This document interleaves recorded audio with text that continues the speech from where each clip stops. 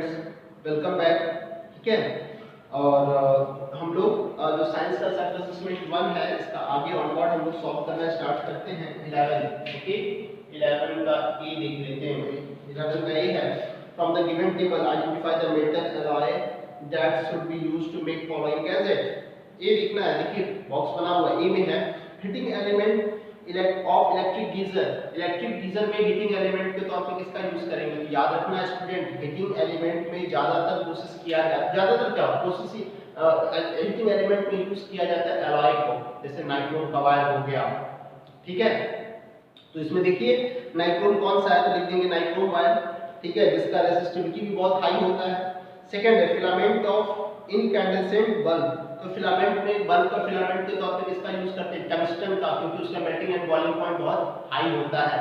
ठीक है, उसका मेल्टिंग पॉइंट बहुत हाई होता है, इसी कारण से टंगस्टन वायर का यूज करेंगे।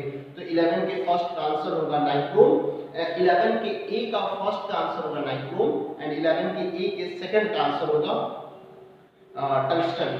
ठीक है, बी में देख लेते हैं। An electric iron has rating of 750 watt and 220 volt. Calculate first current required. Current required का कितना हो जाएगा? देखिए इसका पावर दिया हुआ है और पोटेंशियल डिफरेंस दिया हुआ है। हम लोग को पता है student P is equals to V into I. I is equals to क्या होगा? P by V. तो 750 watt potential difference 2 to 0 volt and इसको जब सॉल्व करेंगे तो कितना हो जाएगा? 75 बाय 22 एम्पियर। ये हो गया करेक्ट। ठीक है, its resistance when it is in use. तो इसका रेजिस्टेंस क्या हो जाएगा? तो रेजिस्टेंस भी आप निकाल सकते हैं। P is equals to V square upon R, then R is equals to V square upon P। ठीक है, तो V स्क्वायर कितना हो गया? 220 into 220 अपॉन पावर कितना हो गया? 750, 0 0 कैंसिल। और इस तरह से जब आप इसको सॉल्व कर लेंगे तो आपको आ जाएगा रेजिस्टेंस का वैल्यू। इसको आप कैलकुलेशन है, इसको आप स्टूडेंट सॉल्व कर लीजिए। ठीक है, नेक्स्ट है question number 12। Carefully study the circuit diagram and calculate the value of resistance x। ठीक है, x का इसमें रेजिस्टेंस को फाइंड करना है। देखिए डायग्राम आप लोग देख रहे होंगे कि 12 का सॉल्यूशन 12 का है, तो इसमें कुछ इस तरह से बना हुआ है। चलिए मैं आपको बना देता हूँ। ठीक है, और बना देता हूँ। ये 6 वोल्ट की बैटरी है और इससे करंट निकल रहा है 0.4 एम्पीयर और इसमें ये रेजिस्टेंस एक जुड़ा हुआ है जिसका x है वैल्यू। इसको फाइंड करना है, इसको फाइंड करना है।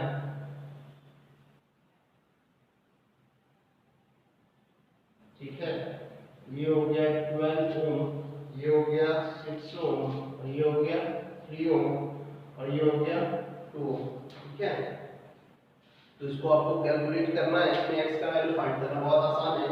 पहले स्टूडेंट आप ये समझ ले कि ये जो है वो क्या है? पैरेलली कनेक्टेड है। तो इनका आप R इक्विवेलेंट निकाल लीजिए। R इक्विवेलेंट निकाल लेंगे तो क्या हो जाएगा भाई? 1/R equivalent equals to 1/12 plus 1/6 and plus 1/3 इतने। ठीक है, ये हो गया। तो इसका आप एलसीएम ले लीजिए। 12 हो गया 1 प्लस 2 प्लस 4 है ना, 4 से 12 ना, and 6 to 12, तो यानी इससे क्या आ गया? 7/12। यानी इसको ऐसे कर ले हम लोग, यानी R equivalent is equal to कितना हो गया? 12/7 ओम। ठीक है, और इसके बाद जो है ये सब के सब क्या है? इनके साथ सीरीज में, यानी R total is equal to 2 ohm plus R equivalent plus कितना? x। ये वाली बातें हो गई, ये इतने ओम, तो 2 प्लस 12/7 प्लस x, यानी क्या हो गया? 7 14 प्लस 12 प्लस 7x। ठीक है, यानी 26 प्लस 7x बाई 7 इतना ओम। ठीक है, आपको क्या निकालना है, x का वैल्यू निकाल देना है। बहुत अच्छा, by ohm's law v by i is equal to r total. तो v कितना हो गया 6 वोल्ट, i कितना है 0.4 और ये कितना हो गया 26 plus 7x by 7 cross multiply कर लेंगे 42, इसको मल्टीप्लाई कर लेंगे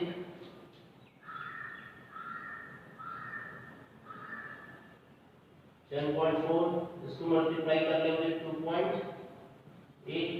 सॉल्व कीजिए तो 2.8x इसको सॉल्व करेंगे तो कितना आ जाएगा 29.6, देन x इक्वल्स टू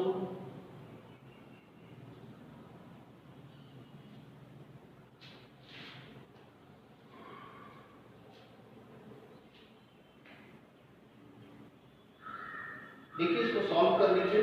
जो कैलकुलेशन में वैसे मिस्टेक नहीं होना चाहिए, तो जो भी दिक्कत होगा ये कैलकुलेशन में हो सकता है, ऐसे मिस्टेक नहीं होगा। ठीक है, मैं कंफर्म हूँ। देखिएगा ये आ जाएगा 10 पॉइंट समथिंग इतना हो। ठीक है, इसको जरा आप सॉल्व कर दीजिएगा। ये आ गया x का वैल्यू।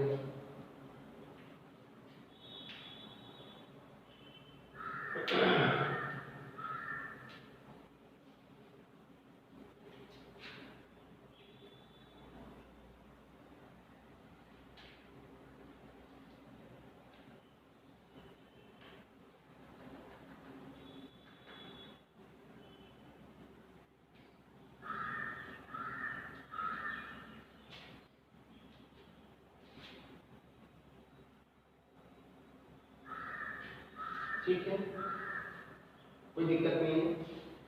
इसमें और वाला हम लोग देख लेते हैं स्टूडेंट। तो और वाला का आंसर क्या होगा? देखो स्टूडेंट, टीचर का काम होता है रास्ता बता देना। ठीक है, इसके बाद बस इसको छोटा सा सॉल्यूशन है, जो छोटा सा कैलकुलेशन है इसको आप कैलकुलेट कर लीजिए, कहीं कोई दिक्कत नहीं है इसमें। और देख लेते हैं हम लोग 12 का और देख लेते हैं। ठीक है, तो और में देखिए, और में जो है ए एंड बी के क्रॉस रेस, तो इसमें देखेंगे ना बहुत आसान है। ठीक है, ए और बी के बीच में तो दो इसमें जो हो गया वो पैरेलल हो गया। जैसे कर लेते हैं, एक आर इक्विवेलेंट हो गया। ठीक है, तो ये हो गया 2.5 प्लस 0.5 ओम, तो कितने हो गए 3 ओम। फिर एक और 8 डैश इक्विवेलेंट हो गया, नीचे वाले का ले लेते हैं आर इक्विवेलेंट, तो ये हो गया 3.5 प्लस 8.5 ओम, तो यानी ये कितना हो गया 12 ओम। अब ये दोनों जो है ना एक दूसरे के साथ पैरेलल में दिख रहा है। ठीक है, तो अब आर टोटल कर लेते हैं बिटवीन ए एंड बी, तो ये क्या हो जाएगा, क्योंकि पैरेलल में है तो ये R equivalent into R dash equivalent upon R equivalent plus ये स्टूडेंट आपको दिख रहा होगा इसमें लाइनिंग वगैरह, ऐसा तो नहीं है कि, तो ये हो गया प्लस आर डैश इक्विवेलेंट यानी 3 into 12 अपॉन 3 प्लस 12 यानी 3 into 12 by 15। इसको सॉल्व करेंगे तो आ जाएगा 2.4 ओम। ठीक है, हो गया। 13 देख लेते हैं। 13 कह रहा है कि कुछ एक्टिविटीज है, मतलब कुछ स्टेटमेंट लिखा हुआ है जिसमें कि इकोलॉजिकल बैलेंस होना चाहिए, अनफेवरेबल कंडीशन वगैरह क्रिएट नहीं होना चाहिए। तो ये आप पढ़ लेंगे कि इको क्लब वगैरह बनाया गया, जिसमें क्वेश्चन ये रेज किया जा रहा है फर्स्ट कि why is it necessary to conserve our environment. देखिए एनवायरनमेंट कंजर्व करना बहुत जरूरी है, उसको संरक्षित करना बहुत जरूरी है, क्योंकि हम लोगों को जो भी लिविंग क्रिएचर्स है उनका एनवायरनमेंट के साथ प्रॉपर इंटरेक्शन होता रहता है, तभी इकोलॉजी का फॉर्मेशन होगा। इकोसिस्टम का फॉर्मेशन होगा, नॉट इकोलॉजी, इकोसिस्टम का फॉर्मेशन होगा। तो इकोसिस्टम के फॉर्मेशन में लगातार एनवायरनमेंट का, यानी एनवायरनमेंट में आप देखेंगे तो आपको लिविंग यानी बायोटिक कंपोनेंट्स भी होगा, अबायोटिक कंपोनेंट्स भी होगा, तो उनका कंटीन्यूअस इंटरेक्शन होता रहता है और एक दूसरे पे लोग इंटरडिपेंडेंट रहते हैं। ठीक है, तो इस कारण से एनवायरनमेंट को कंजर्व करना बहुत जरूरी है। यदि एनवायरनमेंट कंजर्व नहीं होगा, संरक्षित नहीं होगा, तो टोटली नेचर में सब कुछ इम्बैलेंस हो जाएगा। Be what does the green and blue dustbin signifies. ये बहुत आसान है, हम लोग दो तरह का डस्टबिन देखते हैं, ग्रीन और ब्लू। तो उसमें हम लोग किस तरह का वेस्टेज का यूज हम लोग रखते हैं, एक में बायोडिग्रेडेबल एक में नॉन बायोडिग्रेडेबल, तो ये बहुत आसान है, ये आप जान रहे हैं। See what is the importance of this two types of dustbin. इससे फायदा ये होगा कि एक जो बायोडिग्रेडेबल है उसको उस पे जो है माइक्रो ऑर्गेनिज्म वगैरह एक्ट होगा, वो डिकम्पोज हो जाएगा। जो बायोडिग्रेडेबल नहीं है, ठीक है, तो उसमें जो रिसाइकलिंग वाला हो उसको रिसाइकिल वगैरह करके और उसको नेचर को पॉल्यूट होने से बचा देना है, बस यही है। सेक्शन सी देखना है, यहाँ पे भी एक्सपेरिमेंट किया गया है पी प्लांट पे, यानी पाइसियम सैटिवम प्लांट पे। तो एक साइंटिस्ट जो ये पाते हैं कि pea plant can have round seed और wrinkled seed, also one of the phenotype round seed is completely dominant. जैसा कि मैं बताया हूं कि पी प्लांट का जो सीड है वो राउंड, जो उसका ट्रेट है वो आपका डोमिनेंट होना है, ठीक है। जो सीड का शेप है उसमें डोमिनेंट जो है वो राउंड है एंड रिसेसिव जो है रिंकल्ड है। So one day he decided to pollinate one flower of a plant with round seed using pollen from the plant with wrinkled seed. तो pollination वगैरह करवाया जा रहा है। First question, mention the gene for the trait of the parent. Parent का trait आपको देखना होगा। तो देखिए भाई, यहाँ पे कहीं पे होमोजाइगस तो नहीं लिखा है, कह रहा है कि also one of the phenotype that is round seed is completely dominant over the other wrinkled. तो विद राउंड सीड, तो हो सकता है, देखिए ध्यान से आपको समझना है, क्वेश्चन में कुछ क्लैरिटी नहीं है। तो यदि राउंड जो है वो डोमिनेंट है, तो यदि होमोजाइगस राउंड लिखता ना या प्योर राउंड लिखता ना, तो इसके लिए हम कह देते हैं कि भाई कैपिटल आर इसका जीन होगा या नहीं होगा, और प्योर रिंकल्ड होता ना तो उसके लिए स्मॉल आर आप कर देते हैं। लेकिन ये हो गया रिंकल्ड के लिए, लेकिन ऐसा प्योर वर्ड का यूज नहीं किया है, तो ये तो आपका बिल्कुल सही ही है। और नहीं तो राउंड होने का आप दूसरा ये भी कह सकते हैं, हेटेरोजाइगस वाला भी ये राउंड ही होगा क्योंकि डोमिनेंट है ना round. We can estimate the trait of F1 hybrid. F1 hybrid का ट्रेट क्या होगा, ये हो गया F1 हाइब्रिड, ये हो गया F1 जनरेशन। जो F1 जनरेशन में जो भी ऑफस्प्रिंग बनेंगे ना उनका जीनोटाइप ये होगा। ये बी का हो गया आंसर, ये ए का हो गया।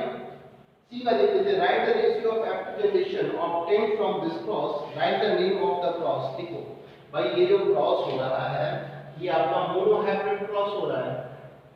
मोनो हाइब्रिड क्योंकि सिंगल कॉन्ट्रास्टिंग ट्रेट को कंसीडर करके हम लोग क्रॉस कर रहे हैं, मोनो हाइब्रिड क्रॉस है।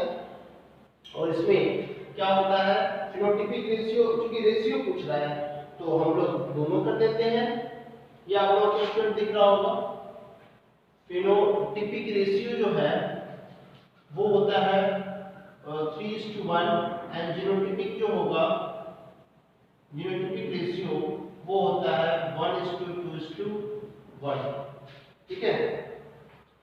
और क्या है इसमें, why are the trait acquired इसमें और वाला क्वेश्चन है कि why are the trait acquired during the lifetime of an individual not innate, explain.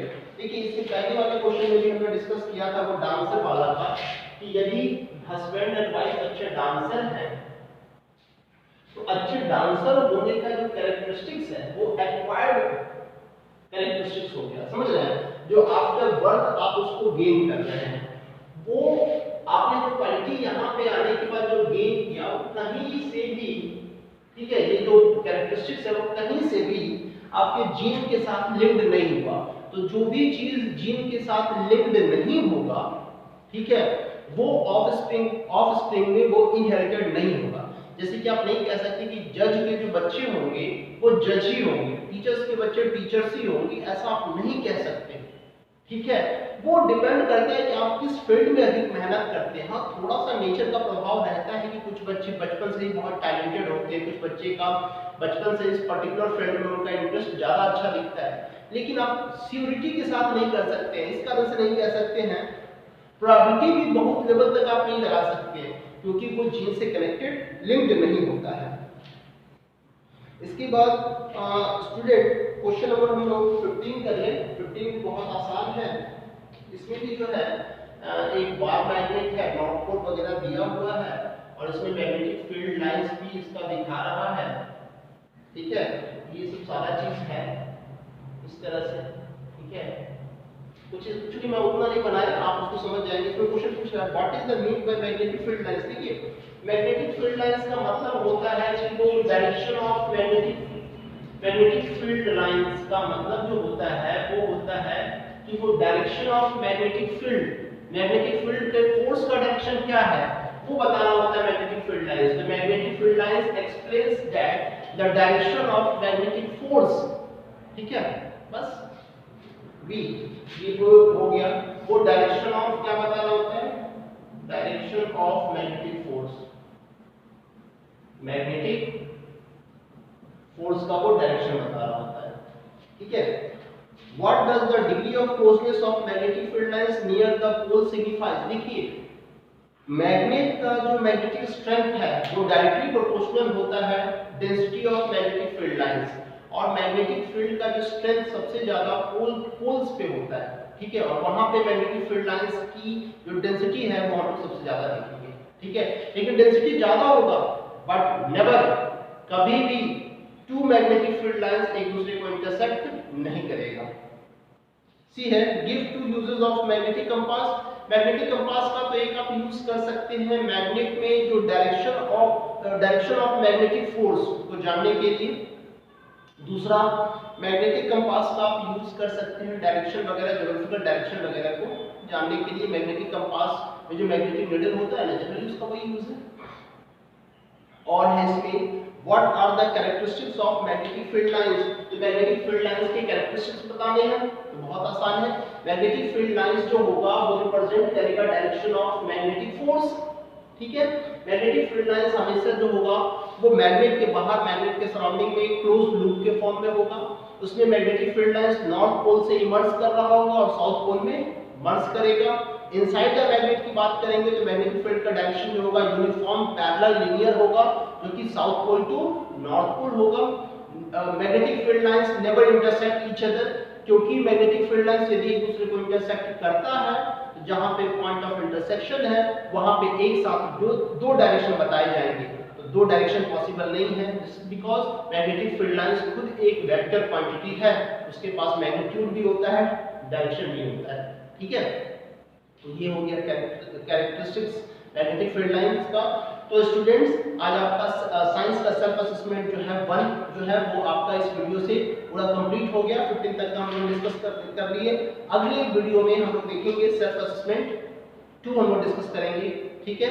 Thank you.